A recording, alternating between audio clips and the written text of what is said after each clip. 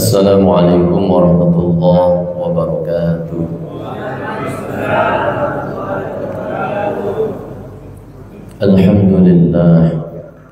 Alhamdulillahilladzi bi ni'matihi tatimmu shalihat allazi hadana li hadza wa ma kunna linahtadiya laula an hadana Allah.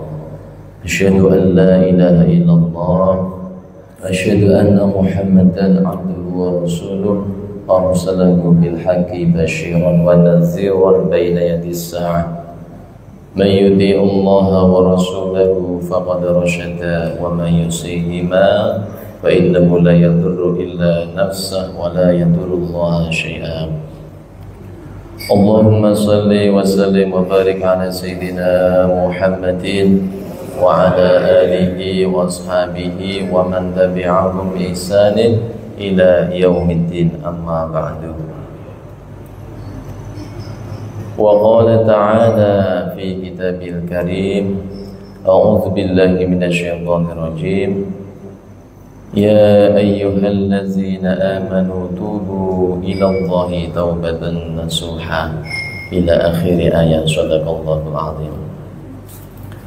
Alhamdulillah, dalam kesempatan ini kita semuanya bisa hadir di Masjid Al-Jihad yang penuh barokah ini dalam keadaan sehat walafiat. Mudah-mudahan niat baik kula panjenengan semuanya dicatat oleh Allah sebagai amal soleh, amal yang makbul, amal yang diterima oleh Allah Subhanahu wa ta'ala. Amin Allahumma amin. Salawat ma'assalam mudah-mudahan tetap tercurahkan kepada junjungan Nabi agung kita Nabiullah Muhammad sallallahu alaihi wasallam. Mudah-mudahan dengan kita memperbanyak membaca sholawat dan mengikuti sunnah-sunnahnya, kita diakui sebagai umatnya dan mendapatkan syafaatnya dunia hingga akhirat. Amin Allahumma amin. Ibu bapak yang dimuliakan oleh Allah Subhanahu wa ta'ala, dalam kesempatan ini sebenarnya bukan jadwal saya, dikarenakan yang bertugas ada halangan, jadi mau tidak mau ya diisi dengan kajian yang mudah-mudahan nantinya bisa bermanfaat. Dalam hal ini Al-Fakir akan membacakan sebuah kitab, namanya kitab Tanbihul Ghafilin. Jadi kitab ini membahas tentang beberapa hal yang berhubungan dengan ubudiyah diantaranya.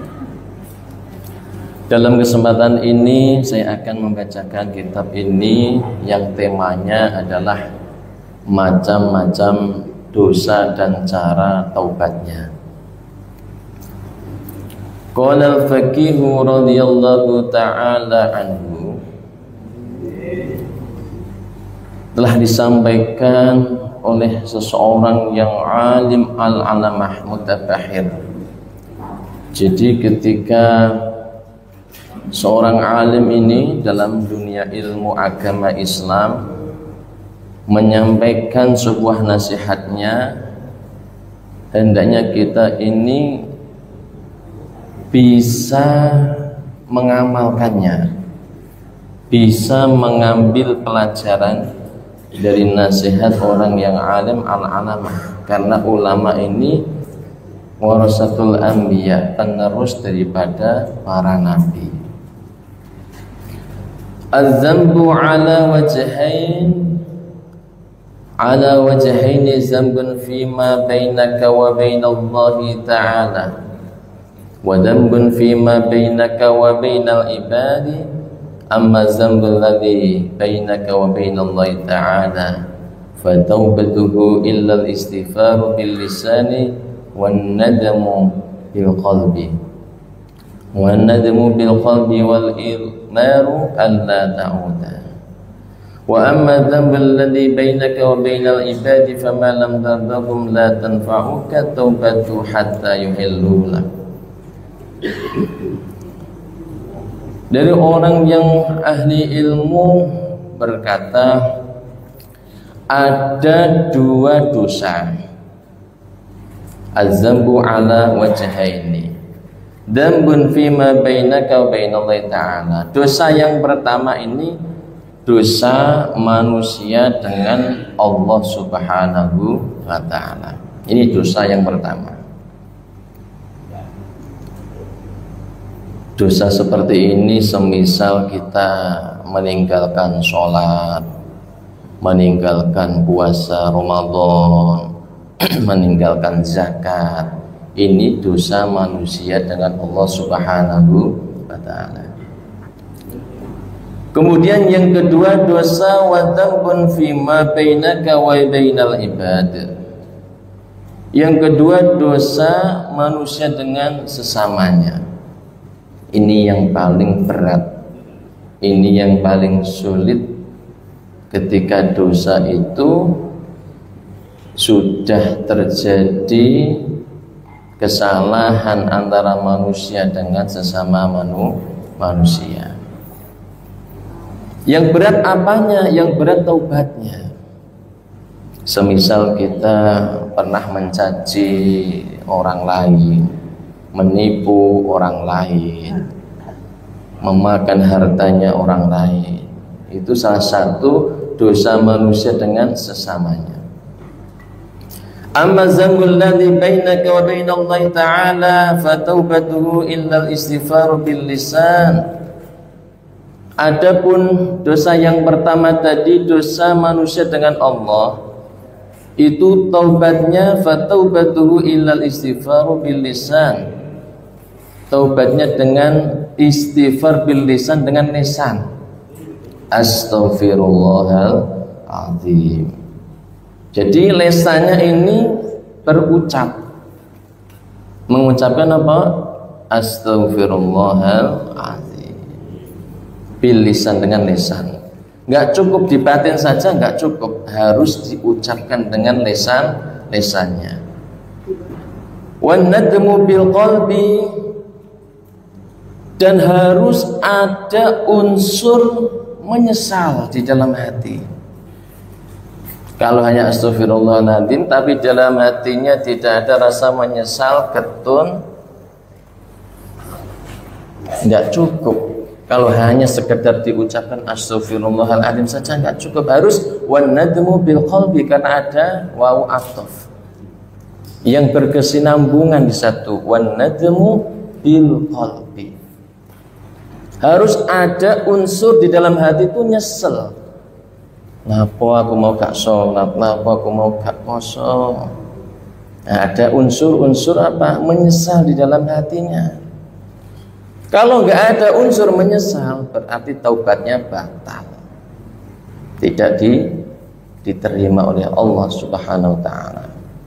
Karena di sini diucapkan dengan lisan, wan nadmu bil qalbi, ada penyesalan yang sangat di dalam hati, wal izmar an la ta'uda, wal izmar an la ta'uda. Dan yang ketiga ini adalah tidak mengulangi dosa itu kembali. Ini yang ketiga, ini yang berat juga. Artinya berat itu kalau nanti diulangi lagi. Taubatnya ini bukan taubat nasuha, taubat angin-anginan namanya, umat-umatan. Sebab tiga hal inilah yang menjadikan unsur disebut seseorang itu melakukan taubatan nasuha. Ya ayyuhalladzina amanu tubu ilallahi taubatan nasuha. Nah, ayat ini juga berkaitan suatu ketika Rasulullah SAW ini pernah ditegur oleh Allah Subhanahu wa ta'ala, yang pada saat itu beliau mengharamkan sesuatu yang dihalalkan oleh Allah Subhanahu wa ta'ala. Yaitu ceritanya Rasulullah ini sehabis minum madu di tempat istrinya Zainab binti Jahsy, kemudian diketahui oleh istri yang lain, istri-istri yang lain diantaranya Aisyah, itu Sayyidah Aisyah, beliau ini marah, cemburu gitu. Gara-gara apa? minum madu di tempatnya Sayyidah Zainab binti Jahsy, cemburu gitu. Lah lantaran itu biar Rasulullah itu menyenangkan hati Sayyidah Aisyah, ya wes kalau seperti itu mulai saat ini madu saya haramkan untuk aku, untuk diriku. Akhirnya turunlah apa? Surah At-Tahrim. Di antaranya adalah ayat 8 itu, ya ayyuhalladzina amanu tubu ilallahi taubatan nasuha. Kelasnya Rasulullah saja nggak punya hak untuk menghalalkan atau mengharamkan sesuatu, apalagi manusia biasa. Akhirnya Rasulullah bertaubat dan taubat beliau taubatan nasuha.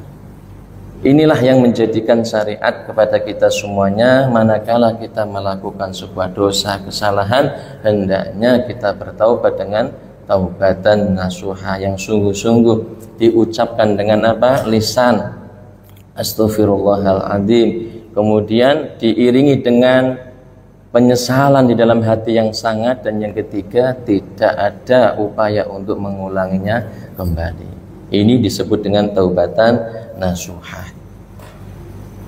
Kemudian wa amma dzambul ladzi bainaka wa bainal ibadi fama lam tarduhum la tanfa'uka taubatu hatta yuhilluka. Kemudian yang kedua, dosa yang dilakukan sesama manusia, manusia dengan manusia, dosa yang kedua tadi itu tidak akan mendapatkan ampun dari Allah Subhanahu wa taala hatta yuhilluka, sehingga orang itu mendapatkan ridho kepada orang yang bersangkutan. Makanya ada hadis, banyak sekali umatnya Nabi Muhammad ini yang bangkrut nanti ketika di hari kiamat. Bangkrutnya kan apa? Punya salah dengan sesama manusia, punya salah dengan sesama saudaranya yang belum sempat meminta maaf sampai orang itu meninggal dunia. Ini nanti di hari kiamat termasuk orang-orang yang bangkrut. Na'udzubillah. Semoga Allah menjaga kita semuanya. Amin Allahumma amin. Nah, ini pentingnya dalam hidup itu yang paling aman, sikap kita adalah ngalah, itu yang paling aman. Kalau hanya menang-menangan, itu nantinya pasti orang tersebut akan bangkrut ketika di hari kiamat. Tapi kalau orang itu mengalah, insya Allah orang itu akan selamat. Karena apa? Tidak ada indikasi dirinya itu untuk menang-menangan. Aku yang salah itu. Nah, kalau orang sudah seperti ini, insya Allah hubungannya akan selalu rukun. Meskipun dirinya selalu dirugikan, selalu dimusuhi, tapi ada unsur sifat ngalah, insya Allah orang ini akan lebih selamat daripada orang yang punya sifat menang-menangan diri. Tapi ini tidak gampang, semuanya perlu latihan. Kebaikan itu tidak akan berhasil kecuali dengan cara latihan. Nah, ini yang paling berat para jamaah. Taubatnya kalau kita punya dosa dengan sesama manusia. Terkadang dosa itu tidak kita sengaja. Ngomong seperti ini keplicok, akhirnya nyinggung salah satu seseorang. Kita nggak sadar, ternyata ada orang yang kita singgung, akhirnya loro hati. Nah, seperti ini yang paling sulit lagi. Kenapa? Nggak ada kesengajaan. Oleh karenanya, makanya ada kaidah sakin taslim, diam itu selamat. Dalam kita bermuamalah, dalam kita berkomunikasi dengan siapapun, hendaknya kita kedepankan sifat ngalah. Makanya ada pondok pesantren namanya pondok pesantren ngalah, itu ada. Jadi pondok pesantren ini buatan bahasa Arab, bahasanya bahasa Jawa, itu pondok pesantren ngalah. Niku wonten. Nanti mireng ya. Misal dereng mireng atus teng Google niku wonten pondok pesantren ngalah niku wonten. Lirboyo, Tebu Ireng, Jenengan ini kan jeneng mboten Arab niku. Tapi Masya Allah keramatnya ageng niku. Niku salah satu di antaranya ketika kita bermuamalah dengan sesama manusia, kedepankan apa? Ngalah. Itu yang paling aman seperti itu. Kemudian innama tu'rifu adabah, innama tu'rafu taubatur rajuli fi arba'ati asya'a. Taubat seseorang itu bisa diketahui dengan 4 macam. Semuanya itu ada ciri-ciri para jamaah. Termasuk orang itu dikatakan taubat, dia itu punya ciri 4. Apa saja? Ahaduha an yamsaka lisanahu minal fuduli wal ghibati wal kadabi. Ciri yang pertama, an yamsaka lisana, menjaga lisannya minal fudul, dari ucapan-ucapan yang tidak bermanfaat, dari ucapan-ucapan yang sia-sia, tidak ada artinya, tidak ada manfaatnya, wal ghibati, dan ghibah, membicarakan aib seseorang, itu menjaga itu semua, wal kadabi, dan tidak berdusta. Jadi orang itu kalau taubat, yang pertama dia tidak akan berkata-kata yang tidak bermanfaat, itu yang pertama. Kemudian yang kedua, tidak ghibah, menghibah seseorang, ini tidak. Terus wal kadabi, dan dusta, tidak akan berdusta. Sing biasane ucapannya itu ngalor ngidul, nggak ada manfaatnya, terus stop. Yang biasanya suka menghibah seseorang, tetangganya, temannya, stop. Terus wal kadabi, biasanya ketika berbicara itu ditambah-tambahi, dikurang-kurangi, alias kazab, yaitu berdusta. Itu sudah stop. Ini baru yang pertama para jamaah. Kemudian anla yara li ahadin fi qalbihi hasatan wala adawatan. Yang kedua cirinya, tidak memandang orang lain itu dengan pandangan hasad. Jadi memandang, melihat seseorang itu dengan pandangan kasih sayang, bukan wala adawatan, bukan menjadikan orang lain itu sebagai apa? Musuh.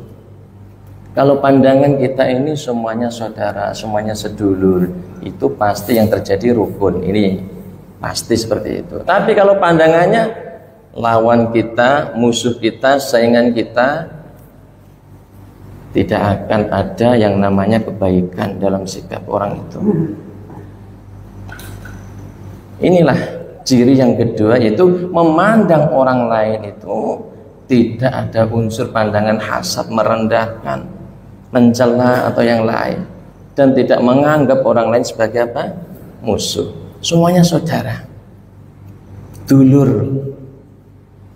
Dengan kehadirannya kita dapat manfaat, kita senang gitu. Itu yang harus kita terapkan, kita latih para jamaah. Wasalisu an yufariqu ashabas su'i. Ciri yang ketiga, tidak berteman dengan teman yang buruk. Artinya biasanya teman-temannya ini teman-teman yang selalu menjauhkan dirinya dari ketaatan kepada Allah Subhanahu wa taala. Orang ini sudah berhenti, wis gak bergaul lagi di tempat-tempat maksiat, sudah tidak bergaul lagi dengan teman-teman yang tidak membawa ketaatan kepada Allah Subhanahu wa taala. Lingkungan ini mempengaruhi para jamaah. Sehingga ada hadis kullu mauludin yuladu 'alal fitrah fa abawahu. Setiap bayi yang baru lahir pasti dalam keadaan apa? Fitrah suci. Fa abawahu, tergantung nanti lingkungannya yang mempengaruhi dirinya, nanti agamanya jadi Islam atau jadi Nasrani atau yang lain. Itu tergantung apa? Lingkungan.